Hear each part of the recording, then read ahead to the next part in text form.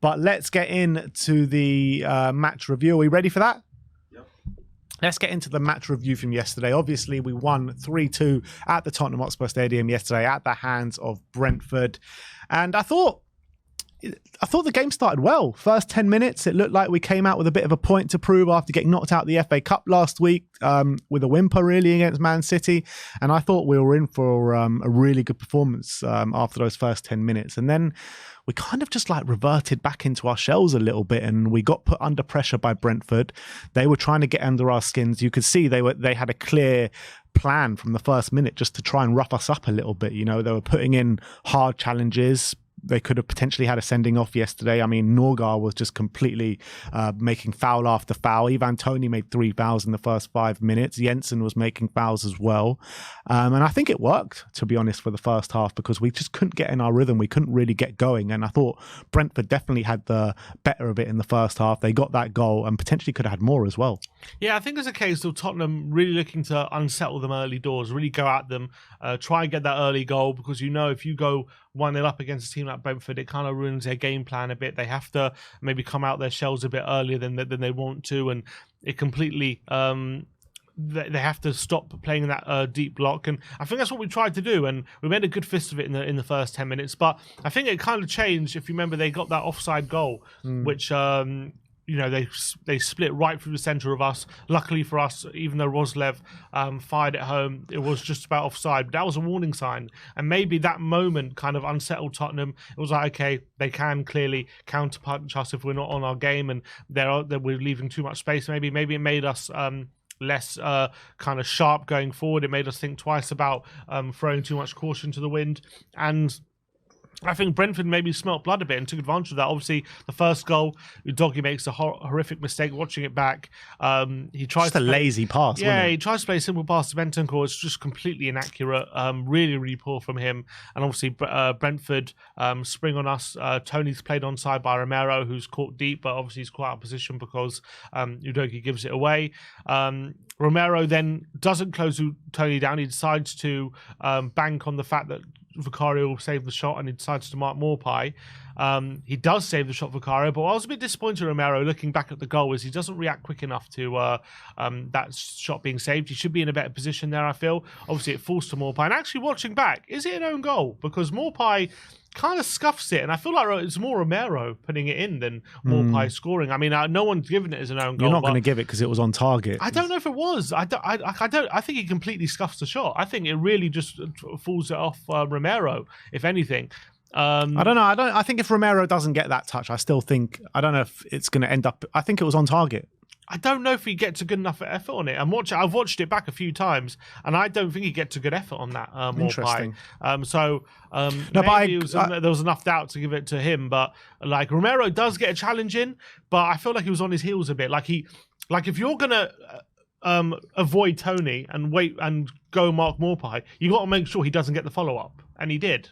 No, I agree with you, and I gave Romero my man the match yesterday. And on kind of reflection, seeing that moment, I had to put him down a peg, because I thought, look, you are completely right in what you're saying. Richarlison deserved man the match yesterday, but Romero did not cover himself in that much glory towards that goal. He was caught high up the pitch with the bad pass from Udogie, but he's got to react quicker when Vicario makes that save. He has to, because he put himself in a position where he was only marking Maupay. That's what he made his job to mark Maupay there. So if it falls to Maupay, he's got to take responsibility for that. Agreed, completely agree. And Maupay gets the goal, and he kind of calls Tony over for the celebration. They both do that dart celebration, and bit of afters there between him and Maddison. Yeah, Maupay's walking back or running back to his own half, and Maddison just kind of engages him. And what did he say to him? He said in the interview, saying, he said, you haven't got enough goals of your own to have your own celebration, so you had to take mine. And then Maupay after the game, didn't he, Instagrammed or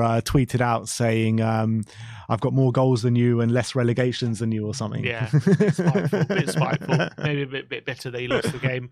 He also said rent-free as well, like a 12-year-old Twitter user saying rent-free. Honestly, these are supposed to be grown adults. Maupay, the biggest shithouse. But I felt like from that goal as well, after that goal, we still couldn't find ourselves back in that game up until the start of the second half. First half, we had a bit of a lot of possession in that first half, but we weren't really doing much with it. In fact, if you look at the stats, we had 73% possession in the first half. We actually had less in the second half, which goes to show maybe having more possession wasn't the goal, because I think Brentford were happy for the whole games we played in front of them. We were always trying to go through the central area. We weren't really finding Werner or Kulusevski out wide, in space anyway. Whenever we did find them, they were getting crowded out. The only moment really we might have got a goal, Werner had a bit of a daisy cutter shot, which Flecken saved, but that was never likely to go in. Maddison looked completely out of sorts, to be honest. He looked a bit rusty. He just, his touches were a bit off. Every time he had the as ball, well, to be fair. He gave the ball away. Bentancur, I agree. He looked off it. I think he was making a lot of fouls as well, Bentancur. It seemed off the pace a bit, just physically. The only one I thought in midfield who was actually, I had a lot of credit, who actually went off half-time, was Skip. I don't think he was amazing, but if I'm picking at midfielder on the pitch yesterday in that first half who came away with a bit of credit, was probably him. And I thought it was a bit harsh to take him off, but obviously it did work, so I can't complain. But it was a bit of a weird decision, considering he was probably our best midfielder. I wouldn't say he was incredible, but he was probably our best midfielder in that first half. But we did really struggle to hurt Brentford. I feel like we kept swinging in crosses, high crosses, and it was like Richarlison up against 3 Brentford centre-backs, and they were just eating out for dinner every time. They were finding it easy to defend against. I felt like they wanted us to go central, because they just knew that they had 3 defensive mids there, they had 3 centre-backs, and they even had the 2 strikers as well central. So all their concentration was there. So it was very, very difficult for us to kind of pick that lock. And we weren't moving the ball very quickly. And what was disappointing as well is if it's going to be difficult to kind of pick the lock there and get those combinations going, you've got to maybe have a few shots. And obviously that's where we nearly got a goal. Richarlison had a great effort on the edge of the box and whiskered wide. It hit the stanchion. As well. Werner had that. Those were our best moments. So we maybe could have done that a bit more in the first half. But yeah, I think Brentford did a great job on us, you have to say. They were hitting us on the counter. They had a good, from set pieces as well. They were looking dangerous. Remember there was a corner which they fired it at Vicario, and he clawed it, he struggled to punch it away. Obviously they had the header from Tony from a set piece as well, which he saved. So they were doing a really good job on us, and I think going into half-time, Brentford were definitely feeling like this game is the plan's going to perfection, basically. Yeah, I remember talking to you and a few other people at half-time, and I'm just like, there's just been nothing in it from Spurs so far. Apart from the first 10 minutes, we were just so poor. And everyone that I was speaking to, I kind of was like picking out Ollie Skip as probably our best performer in that first half. And I was so shocked when he took him off. I remember saying to you, walking back up to the seat at half-time, like, why the hell is he taking off Ollie Skip? Like, he's been one of our better players. But Ange clearly saw loads of problems in that first half. He makes 2 changes at half time. Skip goes off, Bentancur goes off, and Brennan Johnson and Højbjerg come on. And those first 10 minutes, we won the game in those first 10 minutes of the second half. We absolutely blew them away. Kulusevski moved back into the middle, which I didn't think he had a great game yesterday, to be fair. But it was all about Timo Werner in the first 10 minutes of that second half. He was like a steam train at times. He was involved in 2 of the goals, passed it to Destiny Udogie for the first one. Udogie gets a bit of a ricochet and ends up 1-on-1 and slots it home. But I thought that was clearly the plan for Timo Werner since he's joined Spurs, is to get in these kind of moments, to get in these kind of positions time and time again and grab those assists. And get it to him early. Yeah. That was the main thing. I felt like we had, again, in the first half, we had opportunities to just get it to him straight away and allow him to run the defender, but we again neglected to do it and decided to slow the game down. But that was the crucial point about that second half. We just got it to Werner as soon as possible, and Brentford were actually pushing quite high early in that second half. Maybe they felt like they smelt blood. Maybe they felt like if they pressed us high, they could nick a second goal and go 2-0 up. That was their first mistake of the game. Yeah, and what happened was they did do that, and we just fired it to Werner very, very early, and he attacked the space. It was funnily enough that first assist was very similar to the assist he gave to Bentancur. Really similar action. Gets to the byline quickly, but then has a bit of patience to cut inside, find Udogie with that pass. Does get a bit of luck because he takes a shot which isn't going anywhere, but it falls back to him. And he should get the assist for that, by the way. Werner, He should, because it was he makes the pass, but unfortunately because of ricochet back to a doggy, he's not going to get it. And then the second assist was absolutely brilliant. Actually, you have to give a lot of credit to Kulusevski for that assist, watching it back, because when he picks the ball up, it's a very difficult ball to control. He's got a defender on him, and he takes a beautiful touch to his left-hand side and then fires a very quick pass into Werner in a very instinctive move. And it was a really, really good moment. And then Werner, from that point, he still has a lot of work to do there. He's got a defender to beat. He holds him up, then goes again to the byline, and it's an inch-perfect cross with his left foot as well. And beautiful. I was so happy, not only for Werner, for Brennan Johnson as well, because he's come under so much stick, so much criticism. And he said after the game, he knows he hasn't been playing well. He hasn't been getting in the right areas. And that's the exact areas that he needs to be in, back post, get there for the open goal, be in the right place at the right time. And it was great to see Brennan Johnson get on the score sheet. Yeah, definitely. And I compare that goal, that's like what Raheem Sterling used to do so often for Man City, just turn up at that back post, get those tap-ins. And when you got the pace of Brennan Johnson, like when you know the wing on the opposite side is going to get the cross and going to fire it low, you've got the pace to outrun any fullback and get in those positions. So that is what I want to see from Brennan Johnson. It's no coincidence both his goals for Tottenham have been that goal, running to the back post and getting a tap in. And he's with his pace, he's going to get so many goals like that if he keeps getting those positions. I think Sterling used to say in interviews I think I read from him, like those goals, he used to get 10 of those a season, because he knows he's faster than anyone and he can get to the back post quicker than any defender. So Johnson has to learn from that, and that was a really big moment in the game. And obviously, I thought bringing Johnson on, putting Kulu to the centre, it just gave us that bit more quality on the ball as well, gave us that bit more forward thinking, and as well, I think gave us a lot more width, because Werner and Johnson really stretching the game, as opposed to maybe Kulu, who was cutting inside in the first half. That really, really helped maybe open up the spaces a bit in that central area, which is where we'll decisive. And then obviously we hit them with a third as well. Doggy again bursting in, and again, what I want to give credit to is Højbjerg for that moment, because Højbjerg is in the centre, and it looked like he was going to do a switch of play straight to Werner, but he actually spots Udogie last second, plays a good pass into him, and then Udogie does really well to charge forward, find Maddison in the centre, which was actually, again, a good disguised pass, because I think the easier pass was out wide to Werner, but he spotted Maddison with a little run, and Maddison does really well, even though, again, scuff shot, but to move in those tight spaces and manoeuvre an opportunity for an effort was really impressive, and it fell to Richarlison. Yeah, and obviously Richarlison, 7 goals in 8 games now. This is clearly a man on form, and it's not just the goals as well. He's impacting games throughout the whole game.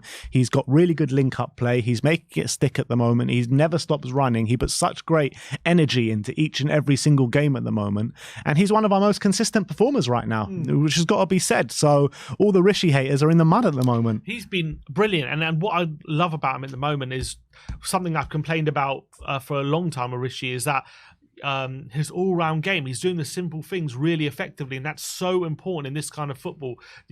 When the ball gets fired into him, he's holding off the defender, he's making it sticky, he's bringing other players into play. That moment in the second half, I remember, he picks up the ball in the middle of the park, and he takes it past 3 players and lays it off, gets the pass off as well, and sets us up on another attack. These things we weren't seeing from him, and I think we're seeing a Rishi right now full of confidence, really doing the right things as a forward player, who making a nuisance of himself. He's really being difficult to deal with. I felt like at the beginning of the season, centre-backs loved playing against him because he couldn't control the ball. He couldn't just bounced off him every time. They were out-muscling him every time. And even if he did get a chance, he wasn't taking it. But now we're seeing a different Rishi, completely full of confidence.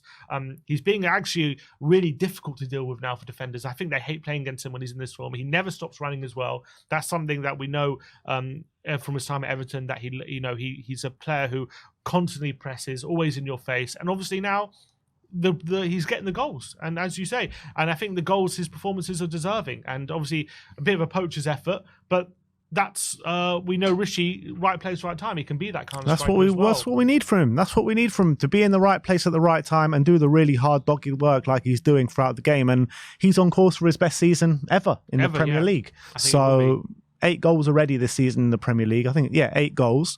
13 is his best for Everton, I think it was. So he's well on track for that. And also, I've noticed, not specifically Rishi, but I've noticed a bit of a pattern with Tottenham. Last few home games, apart from taking out the City game, if you're talking about just in the league, it's been games where we haven't been playing well yet. We've hit the opposition with quick spurts. Like Everton, we hit them twice, 2 quick goals, didn't we?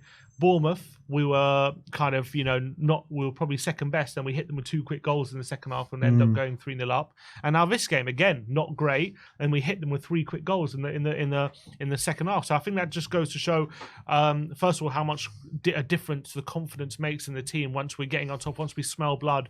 And what Johnson said in his post-match interview, that Ange told them at halftime, look, guys, if you get 1 goal, you're going to get 2 and 3. It's exactly what happened. Yeah. He literally read it like a book, and it just showed that when we're on it and when we're full flowing, we're just nearly impossible to deal with. And these teams, like at the moment, they've been in periods where they're in the game and they're looking like, they're on top and they're looking like they're really giving us trouble. But as soon as we turn it on, they can't live with us. Yeah, it's so true. And there were, apart from the first 10 minutes of the second half, there were kind of moments and times where we threatened to make really good moves together and we just didn't finish our dinner. Like in that first half, that move when Kulusevski went through on goal in the first, I know he was offside, but that move to get it to that area of the pitch was just incredible, wasn't it?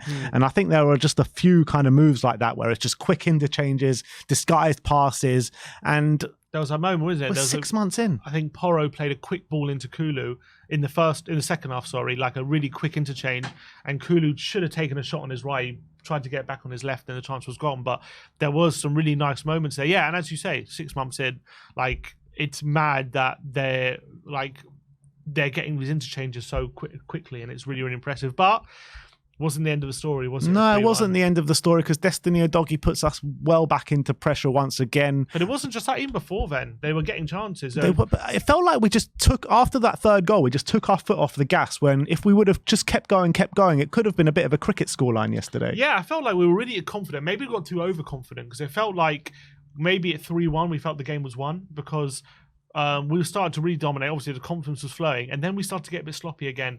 I remember there was a moment where Porro had the ball and he tries a quick first-time pass in behind, but it was really sloppy. He gives it straight to Brentford, and I think they fashioned a chance for me. I think that was when Tony had that shot from 25 yards. It was a whisker wide.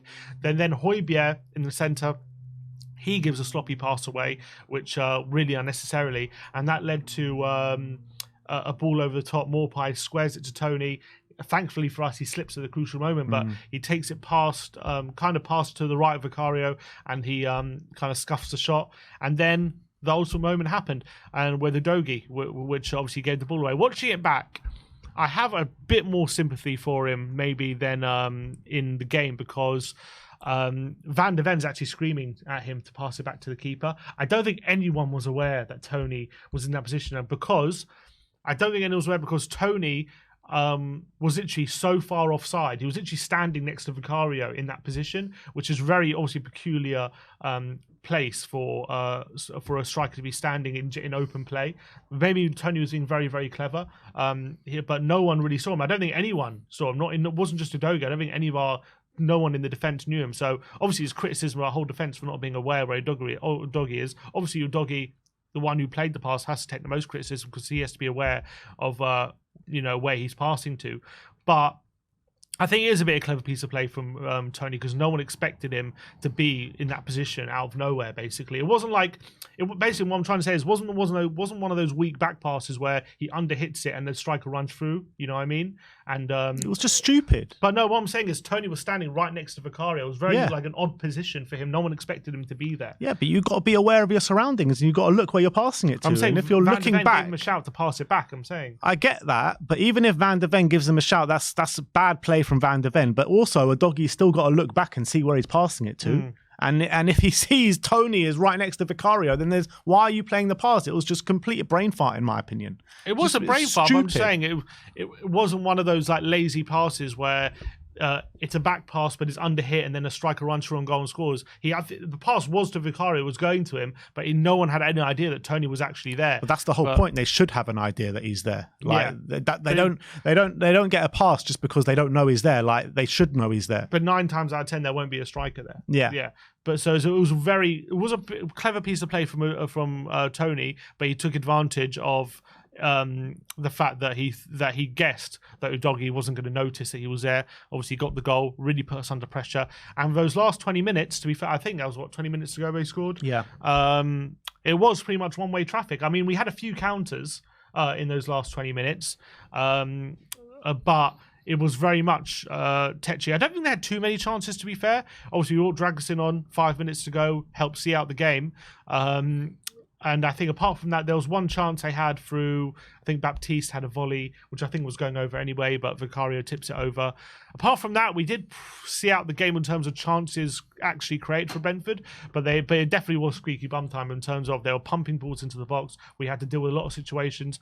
There was also a lot of situations where I felt like we could have run into the corner. We could have had a bit better game management, and maybe we were a bit immature. Maybe we were continuing to go for more goals when it wasn't possible, when we should have just, kept possession better and just kind of killed them that way, where maybe we panicked a bit in the latter stages. But we did end up getting the victory, so you got to give them credit for seeing it out. But definitely wasn't like I wasn't comfortable in those last 20 minutes. We made it so much more harder than it should have been yesterday. Once we go 3-1 up in the game, in the 55th minute or something like that, once we go 3-1 up, it should have been plain sailing. We should have got that fourth goal to really finish the game off like very soon after we got that third goal. We just made it so hard for ourselves. And that's classic Tottenham in a nutshell, isn't it?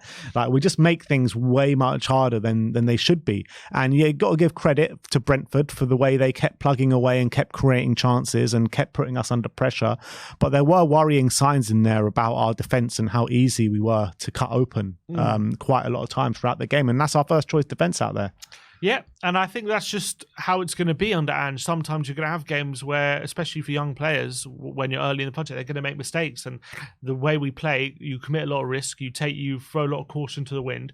And look, you get a lot of reward for it with the 3 goals we scored in quick succession, but also you get, there's drawbacks to it where sometimes you are going to be cut open if you're not on your game, you're not completely on it. Whereas in maybe the first 10 games, it wasn't happening as much.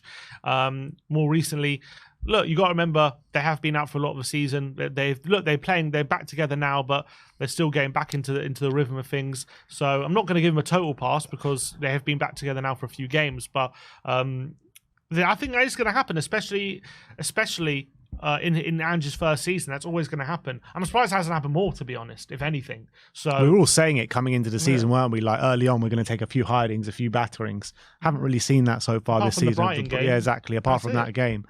But in terms of the outlook of the season, moving into fourth into the table, 3 points behind Arsenal in third, with Arsenal playing Liverpool this weekend. So there's a lot to play for in the league. Out all the cups, so only league games now, 16 league games left of the season. A lot of Spurs fans, a lot of people in the team, Højbjerg was saying there's something to fight for. Ange Postecoglou hitting back at a journalist saying Spurs can't win the league this season. Do you reckon in that... Did you hear Maddison after the game? No, I didn't. No, what did he say? He was talking to TNT and he was saying, he was asked, right, well, what can you achieve this season? What's the aim? And he said, look, the manager says we don't want to put a ceiling on it and we just want to get as many points as possible and not rule anything out. There's no point. Why put a ceiling on something? And if you do that, if you don't believe you can do something special, then nothing special is ever going to happen. And look, maybe something special can happen. We're only 3 points off second place right now. I know City have a game in hand, but we're only 3 points off second place. Like, why put a ceiling on what you can achieve with all these players coming back, with the way we're playing as well? Like, I think there's a part of these players that do believe they could really put themselves in and amongst it right at the top. I mean, obviously we are 8 points behind Liverpool. It's obviously fanciful thinking that we are going to win the league, but I think these players, knowing how good they are and knowing there's players to come back and knowing that even with players missing and stuff, we're still getting results, there's no reason to believe that we can't have a really strong end to the season, our 16 games. So are you looking at Liverpool to drop points this weekend? Liverpool or draw. Basically. No, as long as Arsenal don't win, I'll be happy. Yeah. But look, if Liverpool do drop, look, to be fair, first things first, we need to beat Everton, and that's not going to be an easy game. In fact, I don't know if we will win that game, to be honest. Right now, of course, we're going to win. I don't know. It's going to be really difficult. The type of team Everton are, and you saw how much of a difficult game they gave us at the Tottenham Stadium, at Goodison Park as well. The way they play with set pieces, and they're just so strong. It's going to be difficult, but if we can get a win there, then it really sets us up for whatever result happens at the Emirates. It's going to be a positive result. Yeah, agreed. So that is your match review from the game. 3-2 win at the Tottenham Hotspur Stadium, which in my opinion, I think we got away with one a bit last night with the chances that we were giving up, but definitely a lot of positive performances on the pitch. We could say we got away with it, but in terms of expected goals, that was the highest amount of expected goals Brentford have conceded this season. It's true. It's true, it is. But, I mean, with the way the balance of the game and the way the game went, like, we were under pressure for large periods of that game, particularly in the latter stage of the second half, for the majority of the first half as well. And so from that aspect, I think we did get away with one. Yeah, I think get away with one's a bit of a strong term. I think I think there are other games where, you know, sometimes you're just not in it and you get a few lucky goals or something like that. It wasn't like that. We did earn our goals, if you know what I mean. Like, those were good moments. And it was a 10-minute spell that won us the game, though, in 90 minutes of football. Yeah, it was a 10-minute spell of real quality. But, you know, we dominated a lot of possession. We did have efforts on goal. We had more efforts than Brentford as well.